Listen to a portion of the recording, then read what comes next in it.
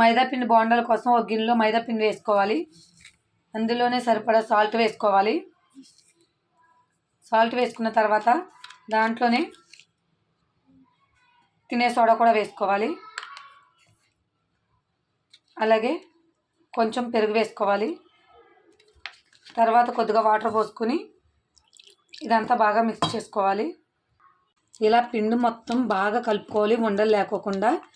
ఉండలు ఉంటే మళ్ళీ బోండాలు వేసినప్పుడు ఇబ్బంది అవుతుంది, బోండాలు సరిగ్గా ఉడకవు. ఇలా కలిపి పక్కన ఉంచుకోవాలి ఒక 1/2 అవర్.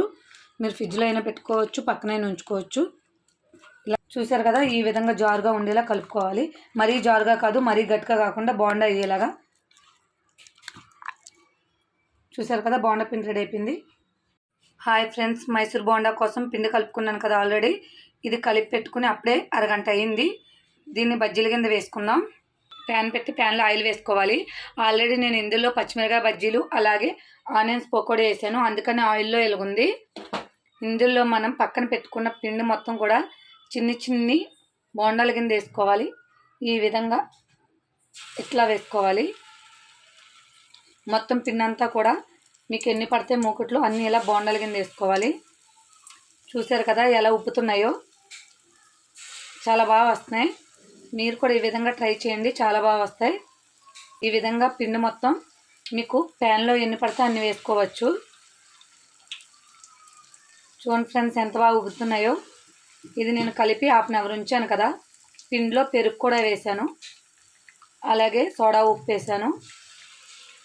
ఇంకా అంతకు మించి ఏమీ లేదు. చూసారు కదా, సేమ్ హోటల్లో వేసినట్టు వస్తున్నాయి బోండాలు. మీరు ఈవినింగ్ టైంలో స్నాక్స్ లాగా ఇవి తయారు చేసుకోవచ్చు. పిల్లలు చాలా ఇష్టంగా తింటారు. చూడండి ఫ్రెండ్స్, బోండాలన్నీ కూడా ఎలా గుండ్రంగా ఉబ్బినాయో. ఈ విధంగా మీరు కూడా ట్రై చేయండి, చాలా బాగా వస్తాయి. సేమ్ హోటల్లో వేసినట్టున్నాయి కదా. ఓ పక్కన వేగిన తర్వాత రెండో పక్కన కూడా ఈ విధంగా తిప్పుకుంటూ బోండాలన్నీ గోల్డెన్ కలర్లోకి వచ్చేంత వరకు వేయించుకోవాలి. చూడండి ఫ్రెండ్స్, నేను చెప్పిన విధంగా మీరు ట్రై చేస్తే కనుక మైసూర్ బోండా చాలా బాగా వస్తాయి. ఇది నేను మైదా పిండితో చేశాను. చూసారు కదా ఎంత బాగా వచ్చినాయో, గుండ్రంగా వచ్చినాయి, అలాగే బాగా వేగినాయి. చూసారా, ఇగో ఇలా గోల్డెన్ కలర్లోకి వచ్చిన తర్వాత ఈ బోండాలన్నీ కూడా తీసేసుకోవాలి.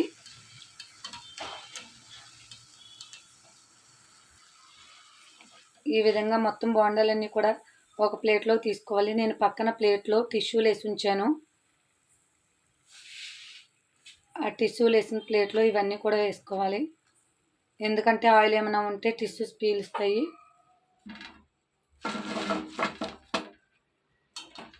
చూడండి ఫ్రెండ్స్, వేడివేడి బోండా రెడీ అయిపోయింది. చూసారు కదా ఎంత బాగా వచ్చినాయి, గుల్లగా కూడా ఉన్నాయి. మీకు కనిపిస్తున్నాయి కదా ఈ విధంగా చూపిస్తే. చూడండి ఫ్రెండ్స్ ఎంత బాగా వచ్చినాయో. Okay, bye friends.